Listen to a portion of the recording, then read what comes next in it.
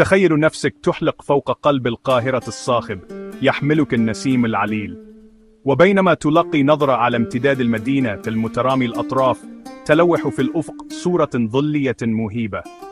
قلعة صلاح الدين التي تتربع على قمة تلال المقطم تقف كشاهد أزلي على ماضي مصر الغني والحافل بالأحداث. هذه القلعة الشامخة بأسوارها الشاهقة وحضورها المهيب شهدت على مد وجزر الحضارات لأكثر من 8 قرون. من أسوارها يكاد المرء يسمع أصداء السلاطين والبشوات وصرير الدروع وهمسات قصص لا تحصى تروى عبر الزمن. عظمة القلعة ليست معمارية فحسب، إنها تمثل روح أمة وقدرتها على الصمود وإرثها الخالد. إنها مكان يبعث فيه التاريخ إلى الحياة، ويدعونا إلى العودة بالزمن إلى الوراء والانغماس في سجلات حقبة ماضية. خلف واجهة القلعة المهيبة يكمن إرث قائد عظيم، صلاح الدين الأيوبي، الذي يشار إليه غالبا باسم صلاح الدين في الغرب. كان صلاح الدين محاربا كرديا يتمتع ببراعة عسكرية استثنائية وإيمان لا يتزعزع، وبرز خلال فترة مضطربة في التاريخ الإسلامي. كان القرن الثاني عشر عصرا اتسم بالصراع، حيث كانت الدول الصليبية تتعدى على الأراضي الإسلامية. ظهر صلاح الدين كقوة موحدة ومنارة أمل في مواجهة موجة الغزو. أكسبته براعته الاستراتيجية والتزامه الراسخ بالعدل احترام كل من حلفائه وأعدائه. كانت رؤية صلاح الدين هي التي أدت إلى بناء القلعة، وهو مشروع ضخم من شأنه أن يغير مشهد القاهرة إلى الأبد ويؤكد مكانتها كمركز قوة في المنطقة. لم يكن موقع القلعة على قمة تلال المقطم من قبيل الصدفة.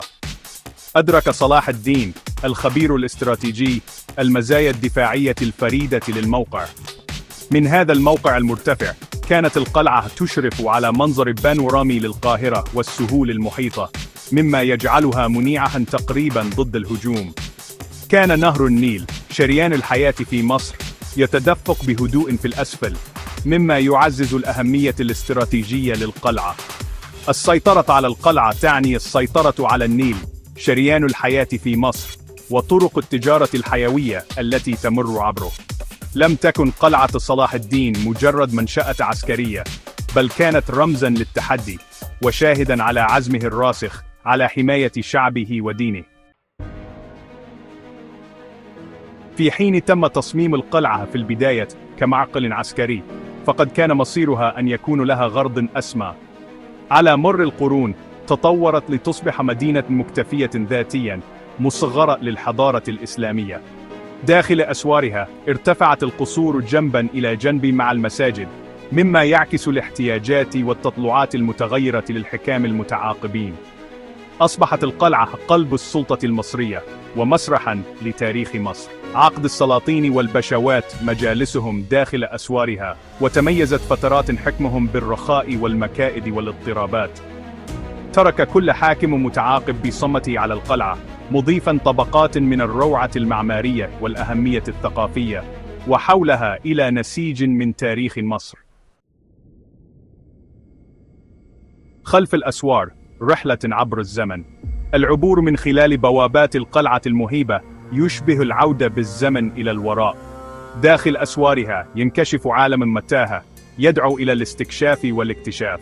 تؤدي الأفنية المزينة بنافورات معقدة إلى هولز فخمة مزينة ببلاط رائع وخطوط عربية رقيقة. تضم القلعة ثروة من الكنوز التاريخية، كل منها شاهد على حقبة ماضية. تعرض ترسانات الأسلحة القديمة، الأسلحة والدروع كحراس صامتين لمعارك الماضي. تعرض المتاحف القطع الأثرية والآثار، مما يتيح لنا لمحات عن حياة أولئك الذين عاشوا وحكموا داخل أسوار القلعة. بينما تتجول في أراضي القلعة يكاد يمكنك سماع أصداء التاريخ تهمس عبر العصور. لمحة عن روعة العصر العثماني مسجد محمد علي. من بين الجواهر المعمارية للقلعة يقف مسجد محمد علي شاهداً على عظمة العثمانيين. تم بناء المسجد في القرن ال19 بتكليف من الحاكم الألباني لمصر محمد علي باشا، وهو تحفة معمارية إسلامية حيث تخترق مآذنه الشاهقة أفق القاهرة.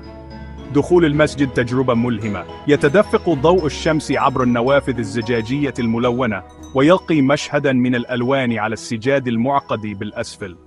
يمتلئ الهواء بهالة من الهدوء تدعو إلى التأمل والتفكر. مسجد محمد علي ليس مجرد مكان للعبادة، إنه رمز للتراث الروحي الخالد لمصر. همسات الماضي، أسرار القلعة الخفية. تحت السطح الخارجي المهيب للقلعة تقع متاهة من الممرات الخفية والغرف السرية. تكثر الأساطير عن الأنفاق تحت الأرض التي تربط القلعة بأجزاء بعيدة من القاهرة، تهمس عن اجتماعات سرية وعمليات هروب جريئة. في حين أن بعض هذه الحكايات قد تكون ملفقة، لا يمكن إنكار هالة الغموض التي تحيط بالقلعة. يواصل المؤرخون وعلماء الآثار الكشف عن الأسرار المخبأة في أعماقها، وكل اكتشاف يضيف طبقة أخرى إلى سحر القلعة الغامض. يعد تاريخ القلعة الخفي تذكيرا دائما بأن بعض القصص من الأفضل تركها دون سرد، مما يضيف عنصرا من التشويق إلى جاذبيتها الآسرة بالفعل. إرث خالد، الجاذبية الخالدة للقلعة.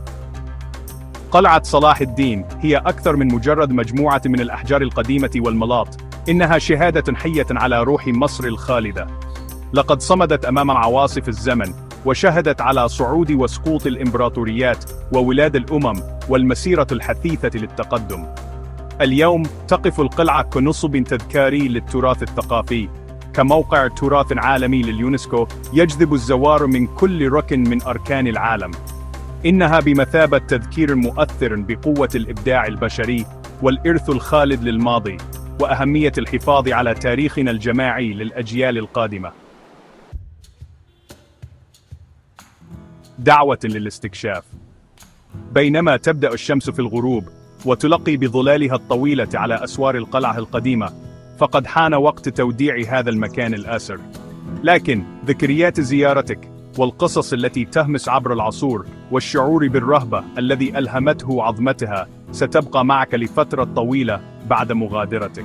لذا، إذا وجدت نفسك منجذبا إلى غموض الحضارات القديمة وجاذبية الممرات الخفية وعظمة العصور الماضية، فإن الرحلة إلى قلعة صلاح الدين هي تجربة لا ينبغي تفويتها. اعبر بواباتها وانطلقوا في رحلة عبر الزمن، حيث يبعث الماضي إلى الحياة، وتتردد أصداء التاريخ في كل حجر.